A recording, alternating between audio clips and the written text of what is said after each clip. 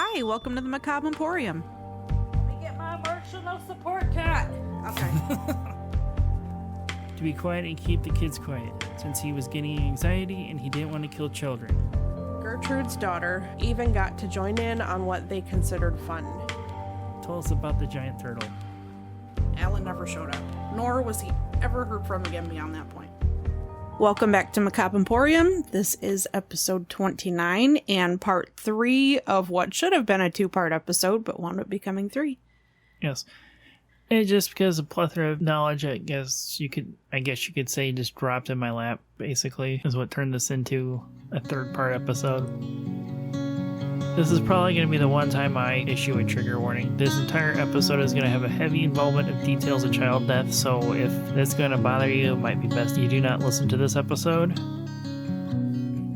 It's been 96 years. It might sound like a cheesy spin-off from the famous line from James Cameron's Titanic, but after 96 years of tears and sorrow, the tremors can still be felt through the grounds for miles from May 18th, 1927.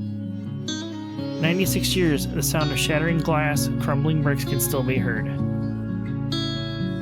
96 years when ash billowing into the sky blocked out the sun. 96 years, the smell of smoke muted the sweet smell of lilacs on a spring day. It's been 96 years since a madman silenced the laughter of the children of Bath Township eagerly awaiting summer break in 1927. While those surrounding the Kehoe farm are trying to extinguish the fires that have engulfed the majority of the buildings of the Kehoe farm, and not knowing if anyone is inside, O.H. Bush, as he was only identified as a foreman for Consolidated Power that was nearby, he and his men would enter the house of the Kehoes through an open window looking for any survivors.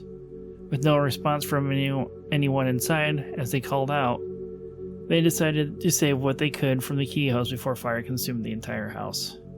As Buck and his men are shoving chairs, tables, and a davenport and what else they could find out windows, Buck would be shocked that he would end up finding a cache of dynamite in the corner of the living room.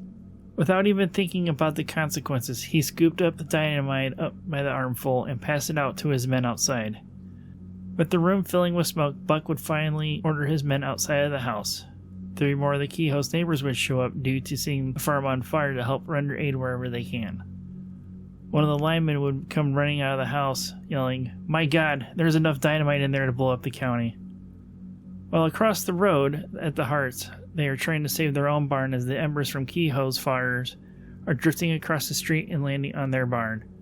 Luckily for them, their barn roof would still be damp from the early morning thunderstorms that had just passed through. Lulu Hart would end up yelling to anyone that could hear between the 2 farms, "The schoolhouse is blowed."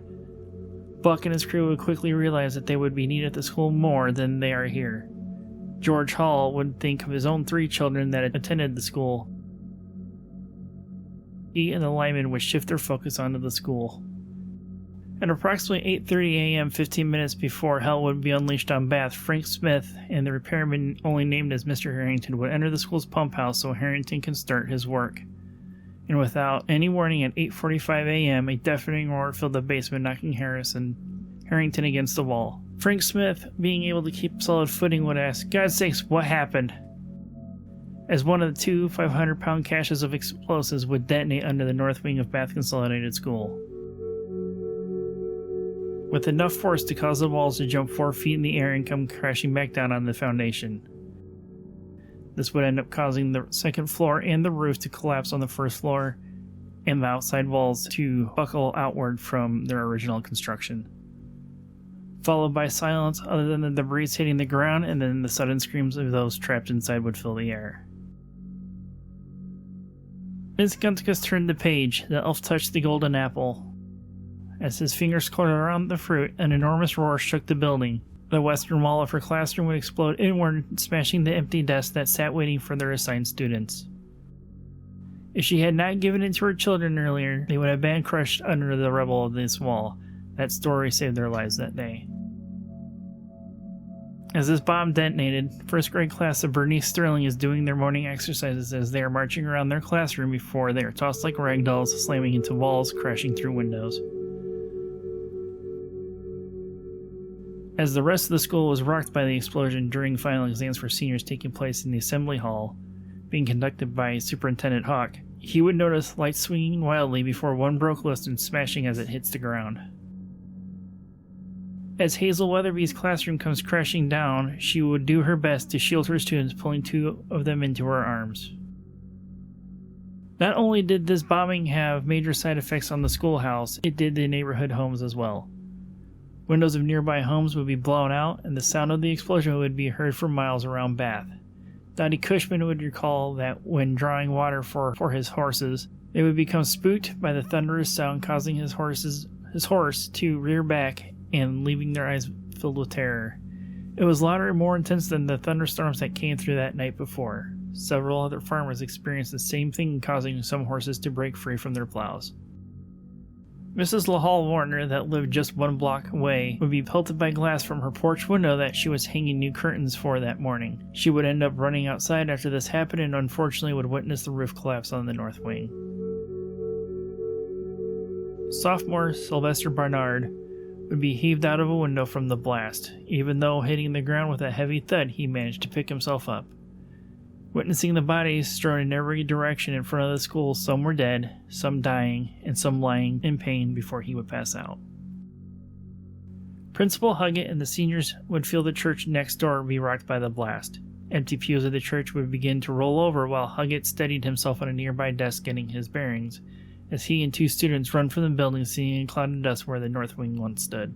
Josephine Cushman, that had told her brother earlier this morning, is picking flowers in the woods with her friends when they heard a loud boom causing the trees to rattle. Realizing it was from the direction of the school, they would head in this direction.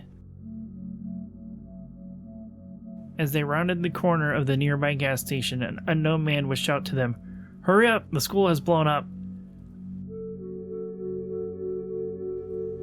Albert Detloff, that had encountered Kehoe earlier that morning, would just be starting his day at the blacksmith shop that he worked. At the time of the blast, he had thought a car that was being worked on by one of the mechanics in the shop had slipped off its lift. Instead of finding a shop full of men working, it was empty. "What is going on here?" he would call out, but would not get an answer from anybody. He would then run to the front side of the building, finding a man shouting, "The school is blown up!" and immediately think of his daughter, Marcia, who would be attending home economics as her first class of the day. Evelyn Paul, the home economics teacher, would see a blinding flash accompanied by a deafening blast. And in a single moment, the classroom would be dark and filled with dust. In the dark, her students would ask, "What is it?" almost as if they were crying. Like most, she was unsure what had happened and soon realized she was impaled by a large wood splinter through her shoulder. Cleo Clayton would self-rescue himself by leaping through an open window and running to the front lawn of the school where he was safe. Willett Whitney realized the school was a disaster. He hurried from the wreck of what was left of the north wing, which looked as if a giant hand had smashed it, and tried to find somebody in charge. He would end up finding Hawk maintaining his professionalism as hell was thrust upon Bath, urging the students trapped on the roof not to jump to wait for ladders. "Go and get some ladders and help those scholars off the roof," Hawk would tell him. Without question, he did as he was told and would run into Arthur Woodman and assist him with a ladder. Mrs. Warner, finally reaching the school after witnessing the destruction from her home, would find Superintendent Huck still trying to bring order to the chaos that was laid out before him. He would urge her to also bring ladders and axes, as he was still trying to convince the high school students not to jump and to just wait. This would more than likely be the best solution for them to come down instead of jumping to the shed roof below them and then to the ground, as it was 12 to 14 feet from the shed roof to where they were on the school roof. William Cressman would make his leap, and realizing that the roof wasn't big enough to hold 2, he quickly made his second jump, hitting the ground with a thud. As other students made the same jump crashing down around him, some would break their legs making these jumps. The body of 8-year-old Doris Johns could be seen hanging by her heels from a second-floor window, and due to the stairs to her classroom being destroyed, she would not be able to be reached until hours later when a ladder long enough to reach her was found. Sarah Scholes would volunteer to take her 3 blocks on her last walk home from school. Frank Smith would finally get his bearings on where he was at after the blast in the basement and darted up a staircase along with Harrington. Here they would see the children of Miss Sterling and Miss Gunticus's room lined up as if they were practicing a fire drill. Frank Smith and Harrington would escort these children to safety through the south door of the school. The classroom where Eva Gubbins was giving her 6th graders a geography test now lays in ruins, smashed by the classroom above. In a haze, she would come to realize she was trapped by a concrete beam crushing her legs, and radiators pressing into her back. As her eyes adjusted to the darkness, she would soon realize she was face to face by mere inches of a schoolboy with his eyes frozen in time, realizing he was dead. Unable to look away due to her head being pinned by the rubble, she would do what she can not to look at his death stare as her screams would join those still trapped and injured. Now with the students from the roof safely on the ground, Emery Huck would start digging through the rubble to find anyone alive. The bodies of those whose lights were extinguished too early would start to line the school's lawn that came to rescue those trapped. As other children would emerge like moles from digging themselves out and transition from moles to ghosts roaming the grounds from being covered in the dust from the walls coming down. Huck would find one of these students and gingerly pick him up and carry him to the telephone exchange and place him on a couch that someone had left on the front porch, and Huck would then return back to the school. This student was Carlton Hollister, a 5th grader that would have been on the first floor if the class above didn't have a test that day. It is also believed that Carlton Hollister was the first alive but injured victim pulled from the rubble. Homes became hospitals, bedsheets became bandages. The women of Bath would focus on making sandwiches and coffee for the men to keep their strength up for the rescue efforts. Strong backs and determination would replace cranes as workers repealed back the roof, finding 2 boys huddled together as their terror is replaced by relief as they run free from the rubble. If these 2 boys were found alive, that meant more could be found. Brick by brick, beam by beam, slowly the rescuers make their way through, realizing just at a hand's distance would be the body of a child. As their work continued, the workers would prepare to move him to the growing morgue on the lawn, where parents could be heard screaming in distress or relief when reunited with their child. But suddenly, the trapped body sat up, rubbing his eyes, and let out a phew in relief as he ran off across the debris field and into the crowd before anyone got his name.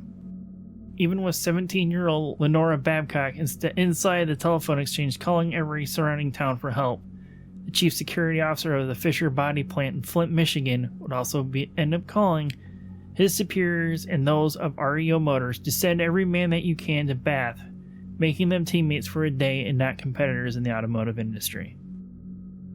Even with only 15 minutes have gone by, that this might have felt like an eternity, unknowing to those hoping to find their children still alive in the twisted mess of the North Wing of Bath Consolidated, were completely unaware that the world's worst demon was shortly on his way. Job Slight, standing near the roadway, would see a pickup truck driving east, thinking this was Monty Ellsworth making his return trip with the ropes that he went back for at home. He slowly realized it was Kehoe. What on earth is he doing? As Kehoe waved and headed east. Farmer Homer Jennison would also interact with Kehoe, but Homer wouldn't recognize the driver that nodded in respect to him as he passed. Passing Job Slate, he would ask if that was Kehoe, as he could see the farm ablaze in the distance. Slate would reply that he think it was. Monty Ellsworth would actually be driving south from the school and then west towards home. He would pass Kehoe driving east into town as he waved to Monty as they passed each other. Ellsworth would recall that Kehoe gave him a big strange grin that he could see both rows of his teeth. Dart Lang and John Snively of Consolidated Power would show up to help replace those exhausted from digging at a fever pace, those still alive. His fellow lineman John Curtis, that had been on the scene already, stopped them. "If you haven't got a strong heart, you better not go up there." Lang would reply for the both of them, "Somebody's got to go up there." Hot Rail Lang would shout to Snively as they both dove into a ditch to avoid from being hit by a speeding truck. "What is the matter with that man? Is he crazy?" he asked Snively as they watched the truck swerve to the right and into the school. What these 2 men didn't know that this truck belonged to Kehoe, and just as fast as the truck appeared, moments later, at 9:12 a.m., it would be gone in a flash as the smoke rose from the street.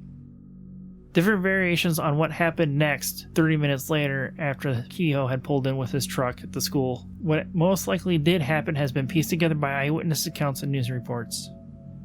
When Kehoe arrived on the school grounds, he called Huck over to his truck, where he would then hurry over in a natural reaction and place his foot on the running board of Kehoe's truck and begin to inform him on what has happened, as he is one of the members of the school board. It was unlikely that Huck knew about the fire at the farm going on at the same time. Huck would ask Kehoe for his truck to haul poles and ropes for the rescue efforts that are already underway. "Alright, I'll take you with me," Kehoe would tell him. And maybe by his own intuition, Huck would then ask Kehoe, "You know something about this, don't you?" Minor Gates Coulter remembers seeing Kehoe pull some sort of gun, thinking he was going to shoot Huck. Some said it was a rifle, some said it was a pistol, but a shot was still fired inside the truck, hitting the dynamite he had stashed away in his truck, causing it to explode, sending out a rain of shrapnel and gasoline in the air in several directions. This third and final explosion would end up killing Kehoe himself, Huck the school superintendent, Leno Smith, and Cleo Clayton, an 8th grader that survived the first explosion after he leaped from a window. The remains of Huck and Kehoe would be found 60 feet away from the truck, lay smoldering. In the matter of what has been estimated to be 30 minutes total, Kehoe would end up taking the lives of 44 people and injuring 58. Today, Bath Township Massacre is still the largest loss of life due to violence at a school in American history. Eva Gubbins would finally be rescued 45 minutes later after she was located and rescue efforts had to build a frame to support the weight of the debris around her before they could remove the beam pinning her in place. At 10:20 a.m., Michigan Secret Service Chief Lyle Morse and his assistant would arrive at Bath. Like many others, he suspected this to be a boiler explosion until he had witnessed the carnage himself. With Kehoe's name swirling in the area for those arriving, as the man who bombed the school, D.B. Huffman, would find Morse and tell him about the box Kehoe had shipped off that morning to Lansing. The box that he had shipped off to Lansing was to Clyde Smith, the school's insuranceman. Lyle Smith would get in contact with Smith to find out if he had received a box that day. Smith would tell him that he hasn't received anything yet. Finding this box would be paramount, as the contents inside was not known. Nellie Cushman, still desperate to find her son Ralph, peered under the sheets covering the bodies of the lost children. Other parents doing the same thing, praying that they would not find what they are looking for. One father, exhausted from rescuing those still trapped, would unfortunately find his own son among the lost. Well, there's Billy, with nothing else for him to say or be done for his son. He would return to Ground Zero to help the others, to keep other hopeful parents from having the same outcome as he just did. A mother searching for her own son lifted a sheet, finding a girl and not a boy. With the sunshine breaking through the dust, she would begin to notice the girl's eyes started to flutter. This was Josephine England, injured but not dead. "He's not dead, he's alive," a voice would also be heard. Dean Sweet, first presumed dead by a neighbor, looked at him sorrowfully as he would begin to wiggle his toes. Dean would be taken to Lansing via a hearse, as no ambulance was available at this time. As rescue efforts continued throughout the day, a woman could be seen in the bricks up to her waist. Still clinging onto 2 children nestled in her arms, this woman was Hazel Weatherby, that originally shielded 2 students as the ceiling came down upon them. Hazel Weatherby would still cling to life until the second student was pulled from her arms by rescue workers. At 10:45 a.m., rescue efforts would be brought to a halt as Michigan State Police Captain John O'Brien and Ingham County deputy discovered more dynamite hidden in the basement. Some of these explosives were concealed by plaster to hide it, inside conduit running the length of the entire ceiling packed full. Ernest Haldeman and Donald McNaughton of Michigan State Police would work together to disarm the pyretol and dynamite with only their flashlights to see inside the basement. In spaces too small for them, 14-year-old Chester Sweet volunteered to enter these smaller spaces and disarm the dynamite for them. In total, 504 pounds of dynamite and pyretol would be pulled out of the basement on May 18th. By that afternoon, people were showing up by the droves to descend on Bath like locusts, just to catch a glimpse of the horrific scene that was unfolding. 9 miles away in Lanesburg, Michigan, the station manager is checking the packages that were delivered but not yet picked up, and would find a box addressed to Clyde Smith of Lansing, Michigan. Since this box was labeled to Lanesburg, it never reached Lansing terminate location. Morris and the detective William Watkins headed to Lanesburg to pick up the box. With the words "high explosive, dangerous" on this box, they would handle this box as if it was filled with fine crystals. It would be a slow 20-mile drive to Michigan State Police in Lansing, as every bump in the road was watched. And after reaching Lansing without incident, Kehoe's package would be left outside overnight until the next day. Ralph Cushman, that left that morning with such excitement telling his mother goodbye that he was going to behave himself that day in class, and also did not want to be embarrassed by being seen with his older sister that morning, would be found dead still sitting in his desk in his classroom, next to one of his fellow classmates. By the early morning of May 19th, no more lost or surviving children would be found. The following morning, Lyle Morse and T.E. Trombley, an inspector with the explosives unit of the Interstate Commission in Detroit, which is the precursor to the Department of Transportation, would begin to open Kehoe's package. As daylight seeped into the box, no bomb went off, but only a note and ledger books would be found inside. Dear Sir, I am leaving the school board and turning over to you all my accounts. They are all in this box. Due to an uncashed check, the bank had 22 more cents than my books showed when I took them over. Due to an error on the part of the secretary in order number 118, dated November 18th, 1925, the bank gained 1 more cent more over my books, making the bank account show 23 cents more than my books. Otherwise, I am sure you'll find my books exactly right. Sincerely yours, Andrew P. Kehoe. It was near perfect destruction of the Kehoe farm. The only building that was left was a henhouse where the burned remains of Nellie Kehoe would be found the next day in a makeshift cart. She would be found by Michigan Highway Patrolman George Carpenter. Many have speculated that Kehoe bludgeoned her to death due to the fractures in her skull, but this is more than likely due to the heat of the fire turning her brain into gas, causing her skull to crack from expansion. Due to the charring to her skull and her bones, a clear-cut cause of death would never be determined. Surrounding Nellie's body would be silverware that seemed to be laid out in a ceremonial fashion. The silverware would be placed on her head and her chest. Alongside her body was a metal box that investigators had opened, and inside they would find earrings, an opal and diamond ring, a dozen teaspoons with the letter K stamped on the handle, and a pin for the Knights of the Maccabees, which is a social club through Michigan at this time. Also found in this box were their marriage license and bills for Nellie's hospital stays at St. Lawrence in Lansing and Henry Ford Hospital in Detroit, Michigan. One of the most interesting objects found inside this box was a large roll of what could be described as either money or uncashed Liberty bonds from World War I. It's unclear if Kehoe had even known about these funds or if they would even be enough to clear their debt at their current value.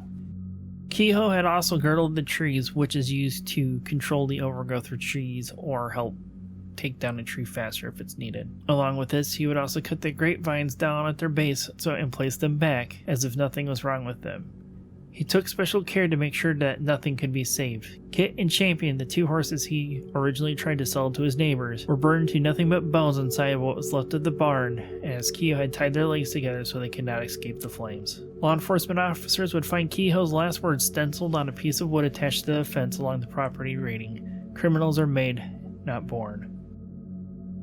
In the following days, it was estimated that over 100,000 cars traveled through Bath to see the destruction.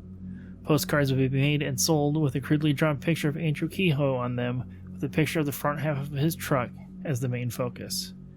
A creamery from Lansing would also come into Bath, Michigan, in a macabre opportunity to sell ice cream to residents and to the curious as well, and it was a hit and more likely a morale booster for the residents of Bath.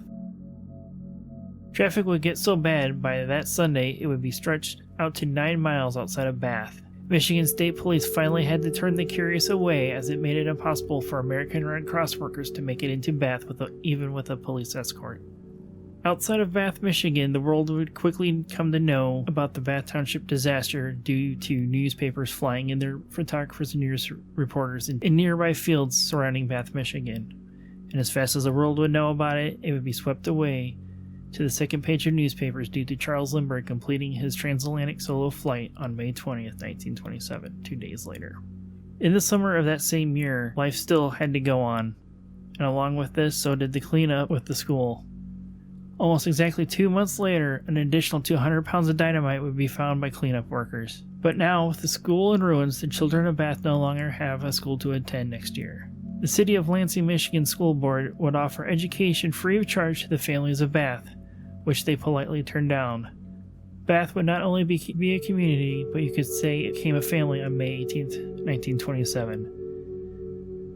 That fall, the children of Bath would return to school on September 5th, but their classes would be held in various buildings throughout the community.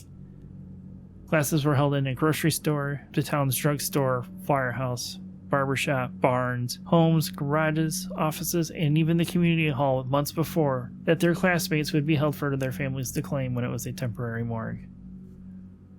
William Cressman would recall in an interview about attending his classes in the town's grocery store. Getting to class was simple.